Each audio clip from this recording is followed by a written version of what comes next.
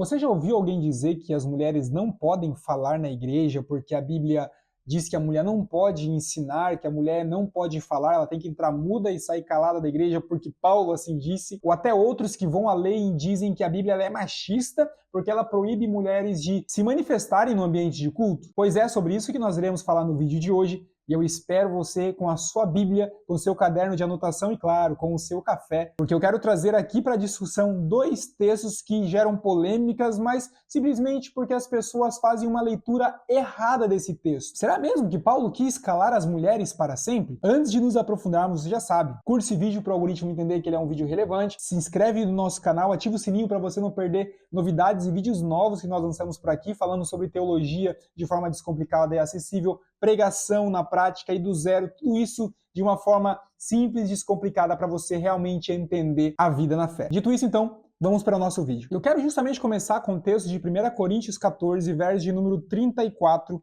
que vai dizer: as mulheres devem permanecer em silêncio durante as reuniões na igreja, não é apropriado que falem, devem ser submissas, como diz a lei. A minha versão ela é uma NVT, mas vamos para a aplicação desse texto para você entender. O que Paulo justamente está falando aqui, para você não tirar conclusões precipitadas, o básico do básico da exegese é justamente você voltar uns versos atrás para entender sobre o que ele está falando. E de forma geral, Paulo está falando sobre a ordem no culto cristão. Você vai ver que nesse texto ele critica o excesso de línguas, o excesso de profecias, confusão na hora do culto, uma hora um profetiza, está profetizando, ninguém está entendendo nada do que está acontecendo. E no meio disso ele lança essas palavras: as mulheres devem ficar caladas na igreja porque não é permitido falar. Mas por que ele fala justamente, devidamente, as mulheres nesse contexto? Para você entender que não é uma proibição, porque eu quero voltar com você em 1 Coríntios, no capítulo 11, do verso de número 5.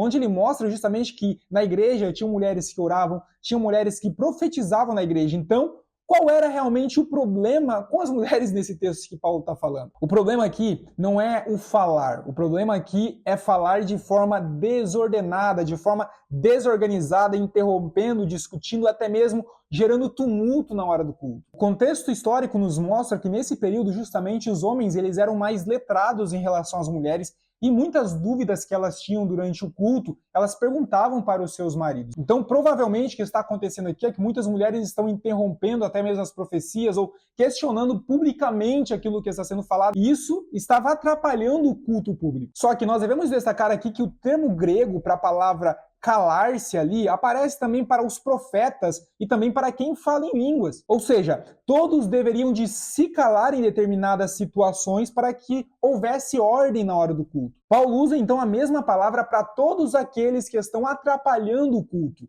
não apenas as mulheres. Para tirarmos então aqui uma conclusão desse texto exclusivamente, Paulo, ele não está impondo um silêncio eterno para as mulheres, ele está apenas corrigindo uma bagunça na liturgia da igreja exclusiva de Corinto. Nós temos que entender que muitas aplicações dos textos é justamente para aquele momento em que está acontecendo naquela igreja, como era esse fato, como era esse caso na igreja de Corinto. Agora vamos para o segundo texto que também gera muita polêmica, que é 1 Timóteo, capítulo 2, versos 11 ao verso 12. 1 Timóteo 2, Paulo diz o seguinte, eu quero só destacar isso aqui para você: não permito que a mulher ensine, nem exerça autoridade sobre o homem. De novo, é uma proibição definitiva ou será que existe um contexto por trás? Todo texto existe um contexto que vai definir a nossa interpretação do texto. Lembre-se disso, tá bom? Nós temos um ponto a ser destacado aqui, que Paulo está escrevendo essa carta para Timóteo, o jovem Timóteo, que está pastoreando a igreja em Éfeso, uma cidade dominada pelo culto à deusa Ártemis, onde mulheres lideravam rituais religiosos pagãos. E o que nós vemos justamente no contexto, lá em 1 Timóteo capítulo de 1, do verso 3 ao verso 7, você vai ter essa conclusão, é que justamente muitas mulheres recém-convertidas estavam sendo influenciadas por falsos mestres na igreja de Cristo. E o verbo usado por Paulo aqui para exercer a autoridade, ele não aparece em nenhum outro lugar do Novo Testamento.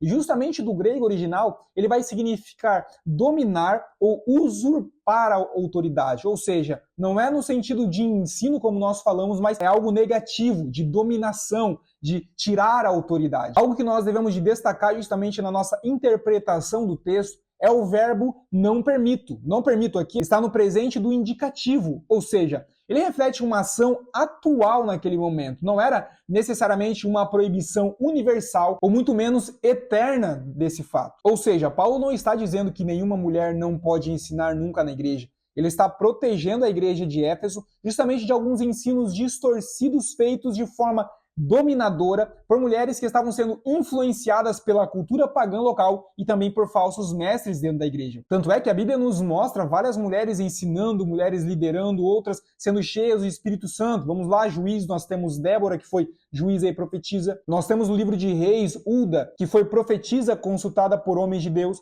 Nós temos Priscila, justamente de Atos, capítulo de número 18, né? Eu tenho um livro falando sobre Apolo, e justamente Apolo, ele é ensinado por Priscila e por Áquila a doutrina correta do evangelho. Nós temos as filhas de Filipe, Atos capítulo de número 21, verso de número 9, que profetizavam também. Nós temos as mulheres de forma geral da igreja primitiva que oravam, que profetizavam. O próprio Paulo, que escreve esse texto lá em Romanos, capítulo de número 16, ele sauda Fibe como uma diaconisa, uma fiel testemunha do evangelho, e também Júnia como notável entre os apóstolos. A Bíblia, diferente do que muitos acreditam, ela não silencia mulheres, muito pelo contrário, ela valoriza as mulheres que são guiadas pelo Espírito Santo de Deus. O que Paulo faz então nesses dois textos que nós mencionamos aqui não é censurar mulheres, muito pelo contrário.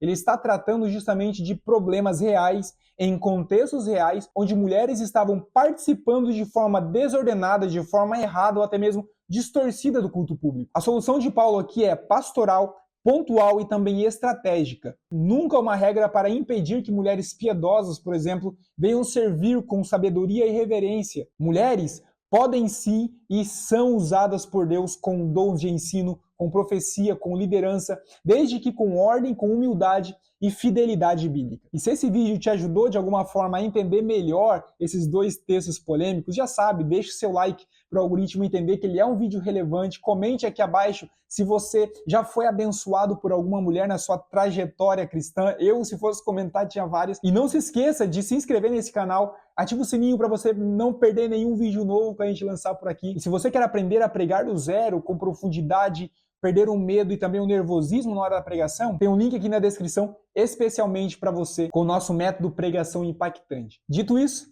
nos vemos no próximo vídeo assim, se o Senhor nos permitir.